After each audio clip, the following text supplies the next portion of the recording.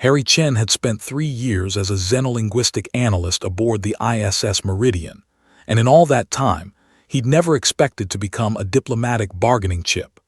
Yet here he stood, in the obsidian reception hall of the Veltheran flagship, watching as Princess Honey, heir apparent to the most powerful stellar empire in the Andromeda sector, raised one trembling, translucent finger and pointed directly at him. I want him, she whispered, her voice barely audible even through the quantum translation matrix embedded in Harry's cochlear implant. The silence that followed was profound. Commander Rodriguez's jaw went slack. The Veltheran High Chancellor, a being whose crystalline exoskeleton refracted light into rainbow patterns, made a sound like wind chimes in a hurricane, which Harry's implant translated as profound shock. Princess Honey stood approximately 4 feet tall, her body composed of what appeared to be living glass suffused with bioluminescent patterns that pulsed with her emotional state. Right now, those patterns flickered between pale blue and violet, colors Harry had learned indicated extreme anxiety in Veltheran physiology. Her multiple eyes, arranged in a crown-like configuration around her dome-shaped head, refused to meet anyone's gaze directly. She held her 4 delicate arms close to her torso, each hand clasped in the other's, creating a defensive knot. She was, by all accounts, the least intimidating member of a species that could shatter planets with focused gravitational lances. "Your luminescence," the High Chancellor began, his harmonic voice carefully modulated, "perhaps you would reconsider." "No," the word came out stronger this time, though Honey's entire form seemed to shimmer with the effort. "The treaty requires cultural exchange. One individual from each species to live among the other's people for one standard cycle. I choose him." Harry felt every eye in the room turn toward him. The peace treaty between Earth and the Veltheran Empire had been negotiated over 18 months, every clause debated and refined. The cultural exchange provision was meant to be symbolic, a minor bureaucrat from each civilization, living quietly and learning about the other species. Nobody had expected the princess herself to participate, let alone to personally select Earth's representative. "Ma'am," Harry found himself speaking before his brain could stop his mouth, "I'm just a language specialist. Surely there are more qualified." "You understood me." Honey's eyes finally rose to meet his, and Harry saw something in that alien gaze that transcended species, desperate hope. 3 weeks ago, during the preliminary talks when I tried to explain our bioluminescent poetry, everyone else smiled and nodded, but you actually understood. You asked about the resonance frequencies in our chromatic scales. You compared it to Earth's synesthesia. You saw the mathematics beneath the art.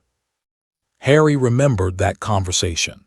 It had been during a reception, and he'd been genuinely fascinated by the way Veltheran communication involved not just light patterns but harmonic oscillations that created interference patterns, 3-dimensional poetry that existed in both photonic and acoustic spaces simultaneously. Commander Rodriguez stepped forward, her diplomatic smile firmly in place. "Princess Honey, Mr. Chen is a valuable member of our crew, perhaps."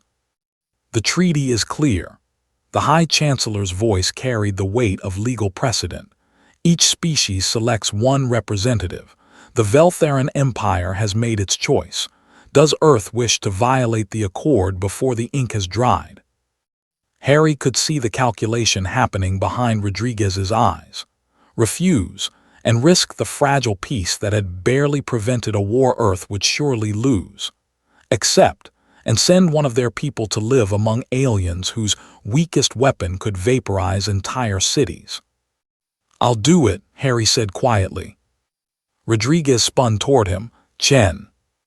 "It's 1 year, ma'am, and if it keeps the peace." He didn't finish the sentence. They both knew what was at stake.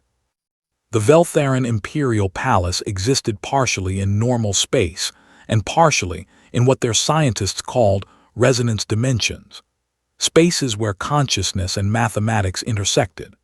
Harry's quarters were a suite of rooms that seemed to exist at impossible angles, where walls hummed with colors that didn't exist in Earth's electromagnetic spectrum. His neural implant had been upgraded with Veltheran sensory translation protocols, allowing him to perceive roughly 30% of what the aliens experienced naturally. It gave him migraines that felt like his brain was trying to fold into the fourth dimension. Honey visited him on his third day, materializing through a wall with the casual ease of someone who didn't quite experience space the way humans did. She carried what his implant translated as comfort items, crystalline structures that generated soothing harmonic frequencies. "You're in pain," she observed, her bioluminescent patterns flickering with concern. "The dimensional stress I should have anticipated." "I'll adapt," Harry said, though his head throbbed.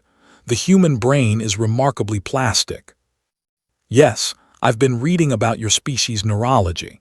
Honey settled onto a gravity couch that adjusted itself to her form. "Your capacity for neural reorganization is remarkable. It's one of the reasons I chose you." "One of the reasons?" Harry asked carefully. The princess's luminescence shifted through several colors Harry's implant couldn't quite translate. Finally, she spoke, her voice even softer than usual. "I am the weakest of my line. My elder siblings can manipulate gravitational fields strong enough to crush stars. I can barely light a darkened room. They can communicate across light years with pure thought. I struggle to make myself heard across a chamber. In Veltheran culture, strength is everything. Power, dominance, the ability to reshape reality with will alone." She paused, her multiple eyes distant. "But I discovered something when I studied alien species. Among humans, strength takes many forms. You value empathy, creativity, understanding. You created art that serves no evolutionary purpose except beauty. You developed languages so complex they can express emotions that don't even exist in your biochemistry. You're weak by Veltheran standards. A single Imperial Guard could annihilate your entire planet. Yet you built civilizations that span light years using cooperation instead of power." Harry sat down slowly, ignoring his pounding headache. "You chose me because I'm weak." "No." Honey's patterns flared with something his implant translated as fierce determination. "I chose you because you understand that weakness and strength aren't opposites. They're different axes entirely. You saw beauty in our poetry when my own people dismissed it as inefficient communication. You asked questions instead of making assumptions. You admitted ignorance instead of pretending to know. These are strengths my people have forgotten exist." For a long moment, neither spoke. Outside the impossible windows, Harry could see the Veltheran home system, 3 binary stars orbiting each other in a gravitational dance that should have been unstable, but was somehow maintained through technology indistinguishable from magic. "Why did you really need a human representative?" Harry asked finally. "The treaty didn't require you personally. You're the heir to an empire." Honey's luminescence dimmed to barely visible. "Because I need to prove something. To my people, to my siblings, to myself. That there's value in understanding rather than dominating. That curiosity is not weakness. That," she paused, her voice becoming almost inaudible, "that I can be worthy of the crown not by becoming strong like them, but by finding a different kind of strength entirely." Harry felt something shift in his understanding. This wasn't about cultural exchange or diplomacy. This was about a young woman, alien, yes, but fundamentally still someone struggling with identity and purpose, trying to find her place in a world that had no category for what she was.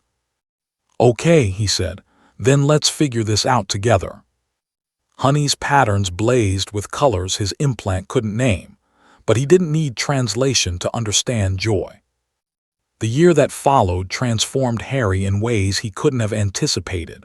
The migraines faded as his neural architecture rewired itself, allowing him to perceive 7, then 12, then 26 of the Veltheran spectral dimensions. He learned their mathematics, not just the equations, but the aesthetic principles that governed which solutions were considered elegant versus crude. He studied their history, discovering that the empire's greatest expansion had come not through conquest, but through a now-forgotten period when they'd valued cultural synthesis over domination. And Honey learned from him. She devoured human literature, philosophy, art. She was particularly fascinated by Earth's musical traditions. The idea that sound alone could convey meaning without bioluminescent reinforcement seemed impossible to her, yet she spent hours listening to symphonies, jazz, folk songs from dozens of cultures. Together, they created something new, hybrid art forms that combined Veltheran chromatic harmonics with human narrative structures, poetry that existed simultaneously as light, sound, and story, mathematical proofs that were also symphonies. They presented their work at cultural gatherings, where the traditionalist faction dismissed it as diluted and weak, while a small but growing group of younger Veltherans found it revelatory. On the final day of Harry's assignment, Honey accompanied him to the transport bay. The year had changed her in visible ways. Her bioluminescent patterns had grown more complex, incorporating colors and frequencies she'd learned from human art. She stood straighter, spoke more clearly, though she'd never lost her essential gentleness. "You're going to be fine," Harry told her. "Better than fine. You're going to change your entire civilization." "We changed each other," Honey corrected. She reached out with one delicate hand, and Harry clasped it carefully, still awed by the trust implicit in the gesture. Veltherans didn't touch casually. Their bodies were too sensitive, too vulnerable to resonance disruption. "The Coronation Council meets in 3 months," she continued. "They'll test all the airs, measure our gravitational manipulation, our dimensional perception, our combat capabilities. I'll fail every traditional metric." "And then?" Harry asked. Honey's luminescence blazed with a pattern he now recognized as fierce determination mixed with carefully controlled fear. "And then I'll show them what I learned from a weak, timid species that somehow survived in a hostile universe by understanding it instead of dominating it. I'll demonstrate that empathy is a strategic resource, that cultural synthesis creates emergent capabilities, that cooperation generates power structures traditional conflict theory can't predict." She paused, her multiple eyes meeting his. "I'll show them that being the weakest doesn't mean being powerless. It just means finding power in places they forgot to look." Harry smiled. "You know what humans say about that? Soft power. It's underestimated right up until it reshapes the world." "Then wish me luck," Honey said, "because I'm about to attempt the softest coup in Imperial history." As Harry's transport lifted off, he watched through the viewport as Honey stood in the landing bay, her small form blazing with light that somehow seemed brighter than the 3 suns overhead. She'd pointed at him a year ago and changed both their lives. Now, she was about to point at an entire empire and say, "I want to change you too." And Harry suspected that the Veltheran Empire, for all its power, all its strength, all its capacity to shatter worlds, had no defense against someone who fought with understanding instead of force. The weakest princess would become the most transformative empress in their history. All because she'd been brave enough to be timid, and wise enough to choose someone who understood that weakness, rightly wielded, was the strongest thing of all. The end.